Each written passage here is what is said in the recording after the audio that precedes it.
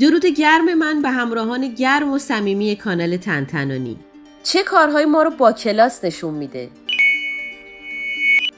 هر چقدر که مهربون باشی، خوش برخورد باشی و همه چی تمام باشی، اگه تو هر چیزی داری سرک میکشی و کنجکاوی بیجا از خودت نشون میدی، آداب معاشرتت نقص داره.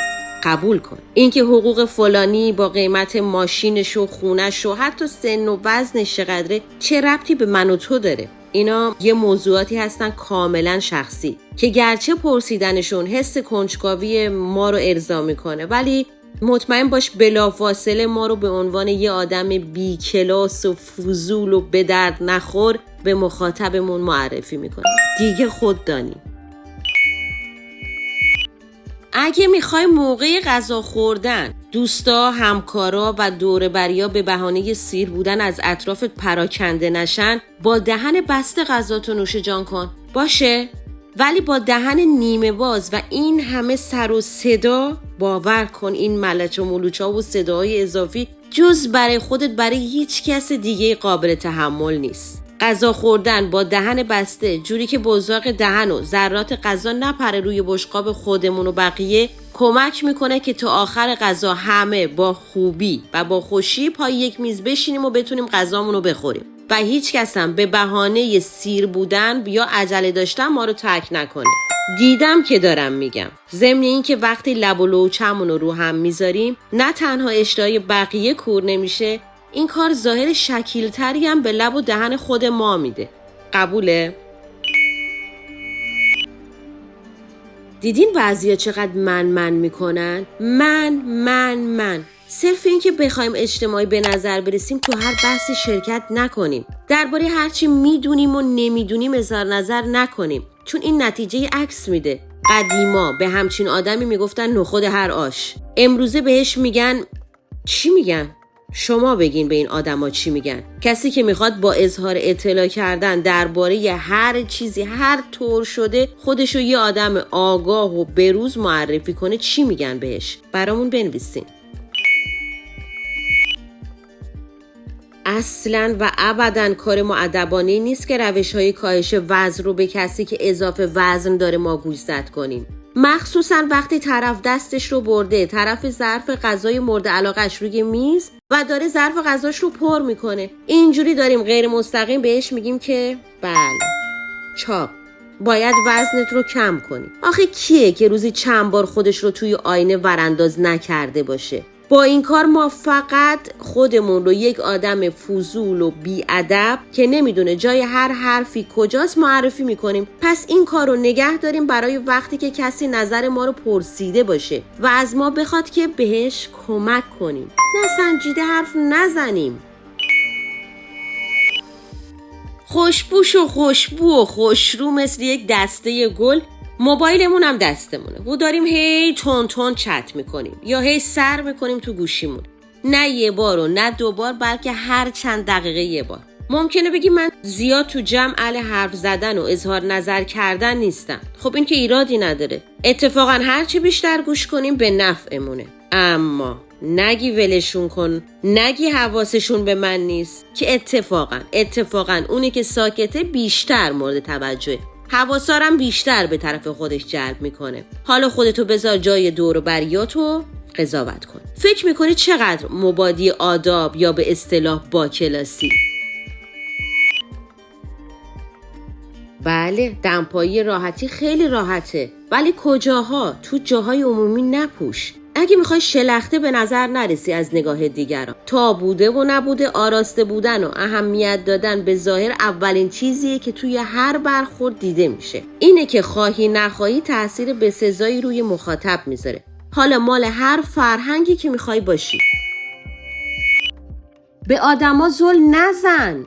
لابد براتون پیش اومده که یه بچه نشسته تو کالسکه یا ایستاده پشت شیشه ماشین یا بغل مامان و باباش با چشمای کنجکاو و گشاد به شما زل زده. طبیعیه. بچه‌ها به هر آدم تازه‌ای که میبینن زل میزنن. کلاً همه چی براشون تازگی داره. خب عکس العمل شما چی بوده اینجور مواقع؟ ناراحت شدین؟ البته که نه. تازه شک ندارم براش یه شکلک شیرینم در آوردین که نگاهشو عوض کنین و اون بچه رو بخندونین. حالا جای اون بچه رو بیاین با یه آدم بزرگ عوض کنیم. تو رستوران، تو قطار، تو خیابون یه نفر زل بزنه به شما و بر نگاهتون کنه. نه فقط به شماها، به هر کسی که اونجا باشه. راجع به همچین شخصی چی فکر میکنین؟ بهش شک میکنین؟ ازش میترسین؟ یا ناراحت و معذب میشین؟ بله، تو همچین مواقعی حداقل عکس‌العملی که هر کدوم از ما نشون میدیم اینه که رومون رو برمیگردونیم. هر برخورد دیگه‌ای هم که میکنیم به جای خود، ولی اونچه که مسلمه اینه که اون آدم روی ما تأثیر خوشایندی از خودش به جا نمیذاره. حالا انگیزش هر چی که میخواد باشه. برام بنویسین شما همچین آدمی رو متشخص و قابل معاشرت میدونین یا نه؟ من که هرگز، چون یه آدم حسابی هیچ وقت با زل زدن به دیگران اونا رو معذب نمیکنه. به دیگران زل نزنید. رحم کن به اونایی که روبرود نشستن و راه فراری ندارن.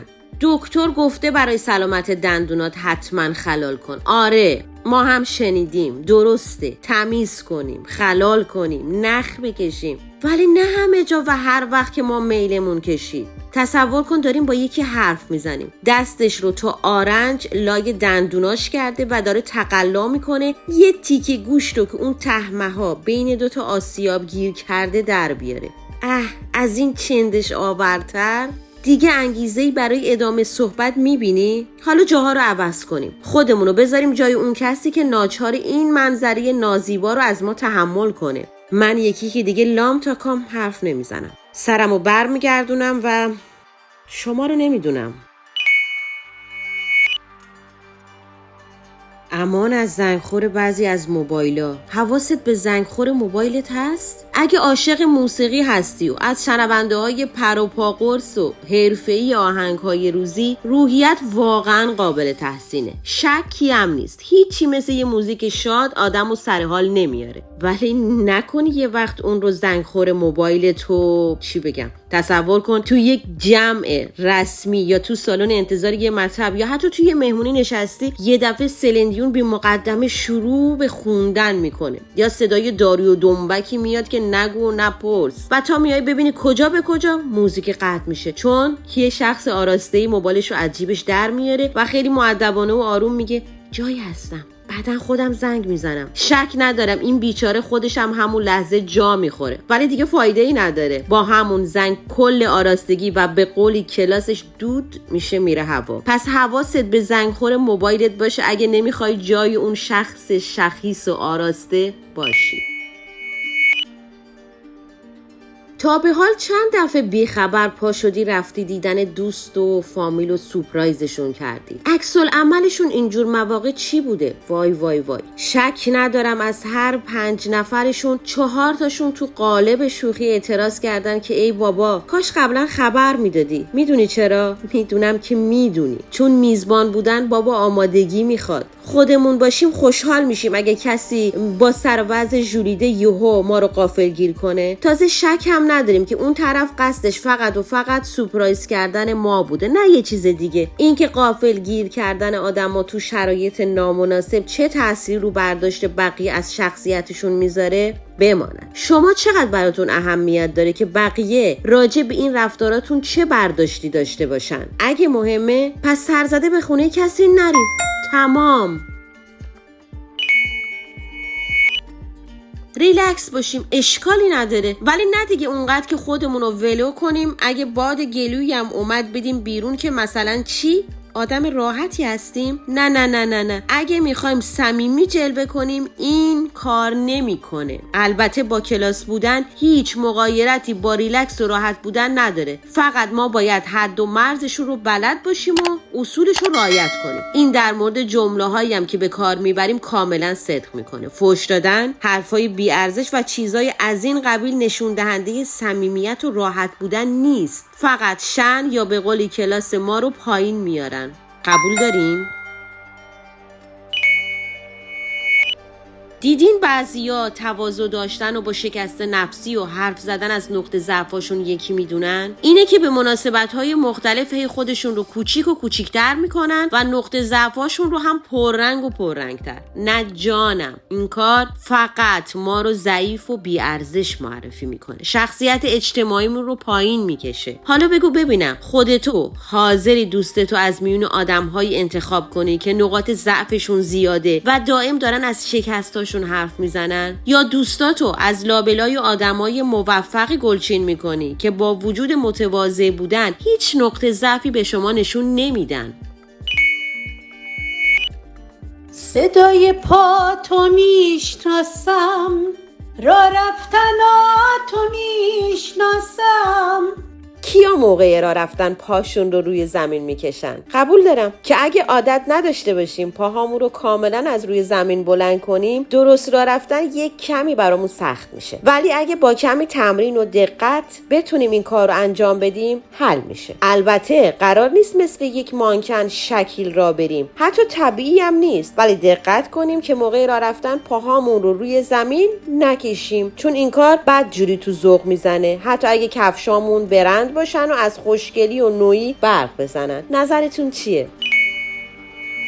مهمونی رو با تریبون سالن سخنرانی عوضی نگیریم. برای همه ما پیش اومده که میریم یه مهمانی که قرار هر کی از هر دری صحبت کنه و سرگرم بشه، یه دفعه یه نفر مجلس رو دستش میگیره و تا آخر مهمونی به هیچ کی رحم نمیکنه، مجال حرف زدن اصلا نمیده. هر چقدرم که سخنور و آگاه به مسائل روز باشیم، نباید مهمونی رو با سالن سخنرانی عوضی بگیریم. گاهی میکروفون رو بذاریم زمین که بقیه هم بردارن، وگرنه هر کسی به بهانه دور و برمون رو خلوت میکنه و بیچاره اونی که تک میمونه و مجبور میشه تا آخرش بمونه و هر چند دقیقه یه بار به علامت تایید سرش رو برات تکون بده. شک نکن که همونم به جای گوش کردن به چیزایی که داری میگی، همش داره دعا میکنه زودتر به نقطه سرخط پایان برسی و خلاص.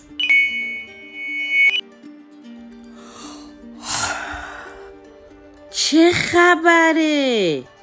خبره؟ بهتر نیست موقع خمیازی کشیدن با دستامون جلوی دهنمون رو بپوشونیم که کسی نتونه تا ته حلق ما رو ببینه؟ یه توکه پا برو جلو آینه. اگه میخوای ببینی خمیازی کشیدن چه منظره ناخوشایندی به صورت خوشگلت میده، امتحانش مجانیه. جلوی آینه امتحان کن، شک ندارم دیگه تکرارش نمی‌کنی. آخه چرا باید کلمات نامانوس به کار ببریم؟ خودداری کنید. تاثیرگذار بودن هیچ ربطی به استفاده بیجا از کلمات قلمبه و سلمبه نداره. ساده حرف بزنیم ولی درست تا شنونده حس احترامش برانگیخته بشه. شاید اون تأثیری که ما دلمون میخواد روی اون بذاریم. نه فقط کلمات قلمبه و دور از ذهن. استفاده بیجا از کلمات انگلیسی جایی که واقعا جاش نیستم چنگی به دل نمیزنه. یعنی تو محاوره های فارسی منظورمه. اشتباه نکنین. اصلا منظورم اونی نیست که توی کشور دیگه متولد شده و زبون مادرش رو خوب بلد نیست. اتفاقا همچین کسی هم خیلی قابل احترامه، چون آداب معاشرت رو بلده و جایی که لازمه سعی میکنه با زبون مادری صحبت کنه، ولی هر جا کم میاره لابلای حرفاش از کلمات انگلیسی کمک میگیره. کی به چنین آدمی خورده میگیره؟ هیچ کس. اتفاقا مخاطب سعی میکنه با محبت و حوصله بهش کمک کنه و اما برعکسش هم هست که گاهی باعث میشه آدم مضحکه کسانی بشه که میدونن این کار اصلاً اتفاقی نیست.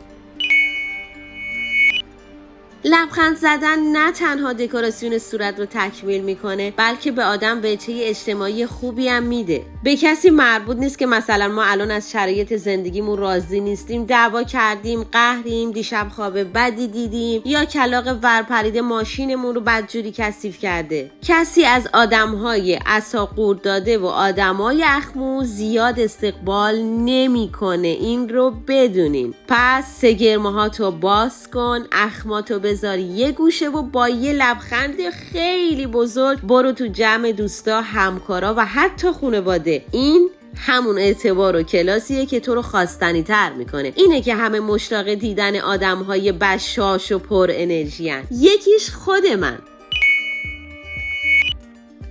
یکی از ویژگی‌های یه آدم آدابدان و با کلاس به موقع حاضر شدن سر قراراشه. کسی که سر هر قراری داره دیر میرسه و دائم از دیگران عذرخواهی میکنه، با این کارش تصویر خوبی رو که قراره تو اولین دیدار از خودش ارائه بده تا حد زیادی میشکنه. اگرچه شاید تو اولین قرار چنین عذری پذیرفته بشه، ولی باور کنین تکرار اون و اهمیت ندادن به وقت و منتظر گذاشتن بقیه مثل همون ضربه دراییه که جلوی اسم ما میخوره و کم کم شخصیت ما رو زیر سوال میبره. اینجوری اعتماد و احترام دیگران از ما سلب میشه، چون یه فرد مبادی آداب یا با کلاس برای وقت خودش و دیگران ارزش خاصی قائله. واقعیت اینه که آدامس جویدن اصلاً چیز بدی نیست، ولی انجام اون توی جمع، مخصوصاً جاهایی که اولین بار ما رو میبینن و موقع معاشرت با کسایی هست که ما رو نمیشناسن، اونجاها ما رو یه آدم لاابالی نشون میده. پس اگه میخوای غیر مبادی آداب یا به قول معروف بی کلاس به چشم نیای، توی این چند جا هرگز آدامس نجا. خیلی هم کار سختی نیست. یکی از اون جاهای رسمی مثل جلسات کاری، کلاس درس، مراسم ختم و از اینجور جاها. دوم، یه گروهی که هیچ شناخت قبلی از تو ندارن و تو اولین باره که میری توی اون جمع حاضر بشی. و سوم و از همه مهمتر هم موقع اولین معاشرت با فردی که قرار تاثیر خوبی روی اون بذاری، مثل کسی که قرار پارتنرت بشه یا اینکه توی یک قرار کاری قرار ایشون با تو همکار بشه، شریک بشه، البته اگه مصممی که تاثیر خوبی روی اون آدم بذاری. پس آدامس نجو، نگران نباش.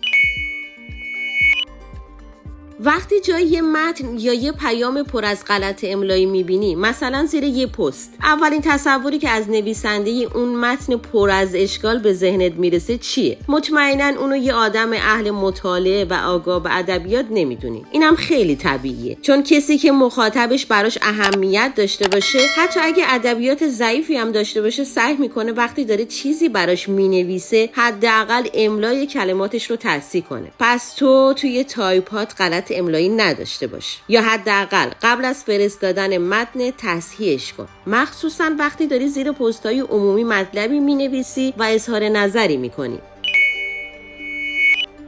قضاوت ممنوع. نگران اینی که بقیه دارن راجع بهت چطوری فکر میکنن؟ مثلا تو آدم متشخصی هستی یا آداب معاشرت و بلد نیستی و بی کلاسی؟ اصلا دوست داری قضاوتت کنن؟ معلومه که نه. پس تو هم سرت به کار خودت باشه و کسی رو قضاوت نکن، مخصوصا از روی ظاهر و جزئیاتی که اصلا دلیلش رو نمیدونی. این اون کاریه که ما رو مبادی آداب و با کلاس معرفی میکنه. از همراهی همه شما مهربونا صمیمانه ممنونم. دوستان اگه اولین بار با ما همراه شدین، لطفاً با سابسکرایب کردن کانال همراه همیشگی ما بشید و اگه برنامه تنتنانی رو پسندیدین، لایک یادتون نره. خوشحالم میکنید اگه نظرتون رو راجع به این برنامه کامنت کنید. دوستتون دارم. تا درودی دیگر، بدرود.